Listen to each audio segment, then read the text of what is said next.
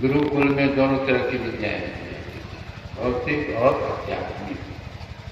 जब तक दोनों ज्ञान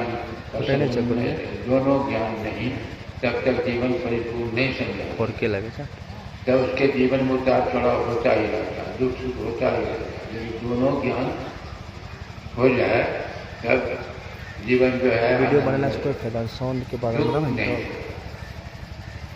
प्राचीन समय में अपने देश में ये व्यवस्था थी, 25 वर्ष तक गुरुकुल में जाते थे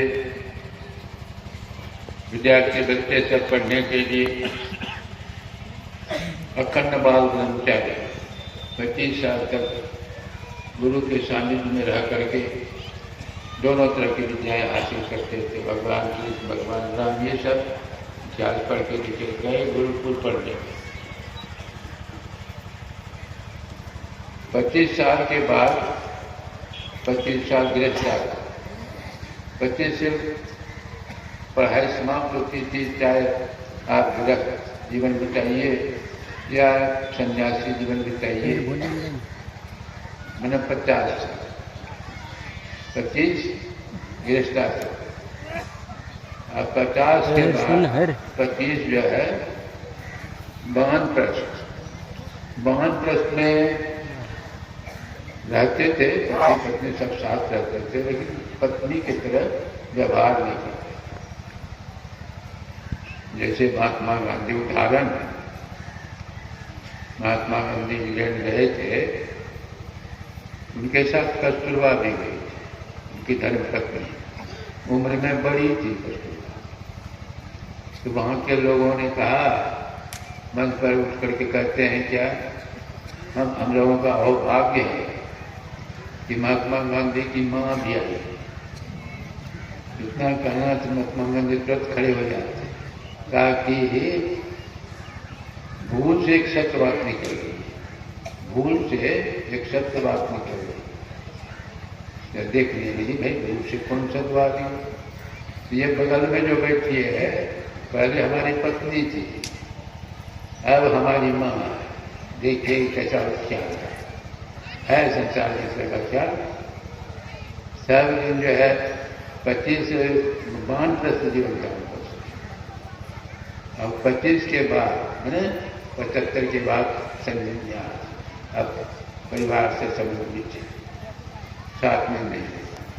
देखिए कैसी व्यवस्था, 25 साल तक एकदम शक्ति अर्जित करते थे, ब्रह्मचर्य पालन करना 25 साल का शक्ति पूरा अर्जित करते थे। जब उसका अर्जित शक्ति जो है मैंने खर्च होता, लेकिन वो शक्ति जो है सब समाप्त नहीं हो जाती। उठते जान में सन्यासी जीवन बिताती। कैसा जीवन था इस समय की समाज व्यवस्था देखिए, उलट ऐसा है उस समय। इसीलिए ज़्यादा आसान, ज़्यादा जीवन अस्त समाज में नाम की चीज नहीं है। यही कारण सब है उलट। इसीलिए दोनों संसार का ज्ञान तो आप जानते हैं, शरीर का इसी को कहते हैं भौतिक ज्ञान, ये पंच विषयों का ज्ञान। 5 तत्वों का ये संसार बना है, 5 तत्वों का हम आपका शरीर है। आत्मा शरीर के साथ रह करके 5 तत्वों का ज्ञान में संसार का ज्ञान करती है। आत्मा इन शरीरों का संग्रह करके संसार का ज्ञान, शरीर को जड़ है, ज्ञान में पदार्थ है, और आत्मा चेतन है। अब इसी के ज्ञान 5 तत्वों का संग्रह कर ज्ञान करना है। कैसा ये पदार्थ विषय का ज्ञान करना, विषय का सुख लेना, मैंने विषय का वस्तुतः आत्मा ही ज्ञान करती है, ये तो ज्ञान स्वरूप है। उन्हीं की धारा इंद्रियों के माध्यम से जब निश्चित होती है, आँख के माध्यम से, कान के माध्यम से, नाक के माध्यम से जितनी विद्याओं की निश्चित होती है, तो कहते हैं कि देखने में बड़ा अच्छा लगता है। रूप विषय का शब्द विषय का आना, अरे सूरदास को रूप विषय का आना मिलता है, इसको मोतियाबिंद की बीमारी हो जाती है तो विषय का आनंद मिलता, वैराग्य को शब्द विषय का आनंद मिलता नहीं। वो जो धारा जाती थी आंख से निकलती थी या मन से, तो धारा निकलना बंद। जैसे किसी को मोतियाबिंद की बीमारी हो जाती, धारा जो निकलती निकलना बंद। डॉक्टर के पास जाते हैं, डॉक्टर जो पड़ता जो आँख पर पड़ा हुआ है उसको हटा देते, वो धारा निकलती, फिर जो विषय का हर विषय के साथ इसी तरह से। लेकिन हम लोगों को अज्ञानतावश महसूस करते हैं, हम लोग अज्ञानतावश करते हैं कि खाने में बड़ा बढ़िया, देखने में बड़ा सुंदर। अरे आपके अंदर से आप जो है हम आपके अंदर में वो आनंद का सागर है, वही सागर जो है बाहर धारा के रूप में निकलती है, प्रतीत होता है, भान होता है, ज्ञान का। जैसे अस्थि पुरातन सुदृढ़ स्वान जो अति भर मुख पकड़ो, निर्तालोगत रुधिर पान करी मन संतोष। देखिए उदाहरण दे रहे हैं तुलसीदास, जैसे वर्षों पुरानी हड्डी है, उसमें खून है नहीं मांस है, कुत्ता उस हड्डी को चबाता, हड्डी की ठोकर मसले में लगती है कि खून निकल रहा है, कुत्ता समझता है क्या हड्डी से खून निकल रहा है, हड्डी से खून, हड्डी तो वर्षों पुरानी है, सूखी है, उसमें मांस है खून सांस है, लेकिन अज्ञानता उसकी है, हड्डी से कस कस करके फिर चबाता, मसले से खून की धारा जब बहने लगती है तो उसी खून की धारा को पान करके मस्त है। यही है अज्ञान जीवों का, यही है आनंदमय धारा को यदि आप समेट के रखेंगे अंदर में, कैसा आनंद होगा, कल्पना कीजिए कैसा आनंद होगा। उसके आनंद के सामने सारा संसार विषय का सुख कुछ के प्रत्यान लगे पर फल में और सभी कछु लागत। तो वही है ज्ञान में धारा, ज्ञान में धारा जो निकलती है आनंदमय धारा महसूस करते हैं, यानी पांच तत्वों का संग लेकर के संसार का।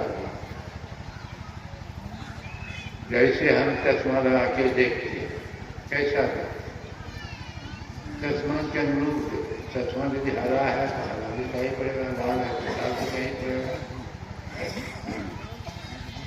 अब देखिए यथार्थ कब दिखाई पड़ेगा, चश्मा को उतार करके देखेंगे चले।